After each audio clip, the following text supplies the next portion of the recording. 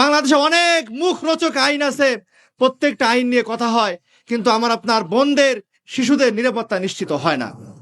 বাংলাদেশে অনেক ধর্ষণ হয়, আলোচনা হয়, এখন পর্যন্ত 1.5 লক্ষ ধর্ষণের মামলা পেন্ডিং ঝুলে আছে, যার কোনো বিচার হচ্ছে না, বরং আসামিরা খালাস পেয়ে যাচ্ছে।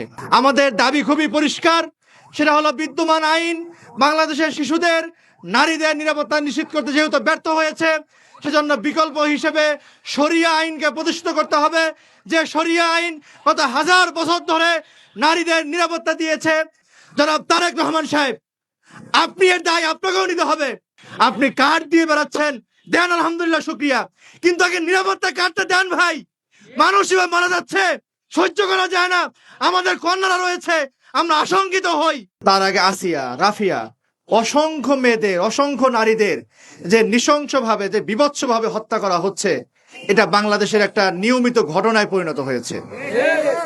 অনেক আন্দোলন হয়েছে, অনেক কথা হয়েছে, অনেক রাষ্ট্র সংস্কার হয়েছে, কিন্তু আমার বোনদের কোনো বিচার হয় নাই, আমার নারী শিশুদের নিরাপত্তা নিশ্চিত করা যায় নাই। বাংলাদেশ স্বাধীন হয়েছে 55 বছর ধরে, সেই সময় থেকে আমরা ব্রিটিশ আইনে দেশ পরিচালনা করছি। বাংলাদেশে অনেক মুখরোচক আইন আছে, প্রত্যেকটা আইন নিয়ে কথা হয়, কিন্তু আমার আপনার বোনদের শিশুদের নিরাপত্তা নিশ্চিত হয় না।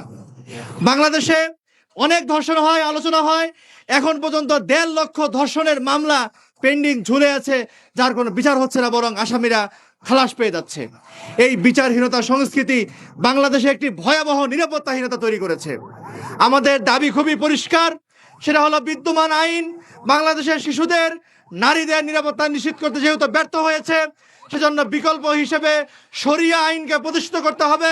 যে শরিয়া আইন গত 1000 বছর ধরে নারীদের নিরাপত্তা দিয়েছে, শিশুদের নিরাপত্তা দিয়েছে।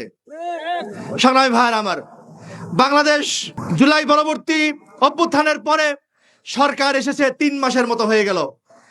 স্বরাষ্ট্রমন্ত্রীর দায়িত্ব পালন করছেন জনাব সালাউদ্দিন সাহেব, তার কথা বলার কিছু নাই। তিনি জ্ঞানের আধার, সংবিধানে তিনি মাস্টার হয়ে দাঁড়ান, সংসদে তিনি সংবিধানের মাস্টার হন, কিন্তু আইন শৃঙ্খলা পরিস্থিতি, তিনি যে মন্ত্রণালয়ের মন্ত্রী, সেই মন্ত্রণালয়ে কিন্তু দায়িত্ব পালন করছেন কি করছেন না, সেটা আমাদের সন্দেহের বিষয় হয়ে দাঁড়িয়েছে।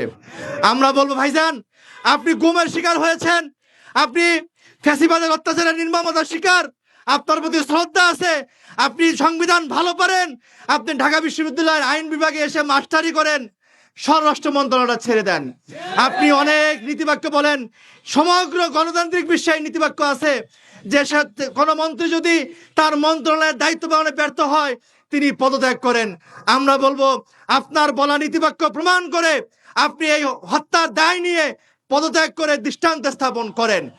যদি সেই দৃষ্টান্ত স্থাপন করার সাহস আপনার না থাকে, যদি সেই নৈতিক শক্তি আপনার না থাকে, তাহলে দয়া করে আইন শৃঙ্খলাকে রক্ষা করেন, আইন শৃঙ্খলা পরিস্থিতি উন্নয়ন করেন। যদি আইন শৃঙ্খলা পরিস্থিতির উন্নয়ন না করেন, তাহলে দুঃসাহস নিয়ে, তাহলে বেয়াদবি হলে বলে রাখি, জুলাইকে মনে রাখেন।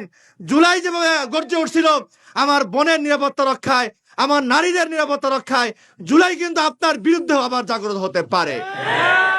সংগ্রামী ভাইয়ের আমার, বিগত ফ্যাসিস্ট আমলে আমরা দেখেছিলাম একজন ব্যক্তিকে, একজন সুপ্রিম লিডারকে বাঁচিয়ে সব কথা বলা হয়।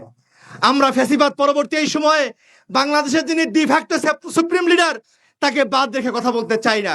জনাব তারেক রহমান সাহেব, আপনি এর দায় আপনাকেও নিতে হবে। আপনি সকল মন্ত্রীদের মন্ত্রী, আপনার স্বরাষ্ট্রমন্ত্রী ব্যর্থ হলে সেই দায় আপনার উপরে বর্তায়। আপনি আপনার স্বরাষ্ট্রমন্ত্রীকে জবাবদিহিতা করছেন কিনা? আপনি কার্ড দিয়ে বেড়াচ্ছেন, দেন আলহামদুলিল্লাহ, শুক্রিয়া, কিন্তু আগে নিরাপত্তা কার্ডটা দেন ভাই। মানুষ এবার মারা যাচ্ছে, সহ্য করা যায় না, আমাদের কন্যারা রয়েছে, আমরা আশঙ্কিত হই। জনগণের নিরাপত্তা নিশ্চিত করেন। আমরা আপনার 3 মাস সরকার চালাচ্ছেন, আমরা আপনার আস্থা রাখতে চাই, সময় দিতে চাই, কিন্তু এভাবে যদি নৃশংস হত্যাকাণ্ড ঘটে, আপনার প্রতি সময় দেওয়ার মানসিকতা থাকবে না। সেজন্য মাননীয় প্রধানমন্ত্রীকে বলবো, অতি দ্রুত ব্যবস্থা নেন।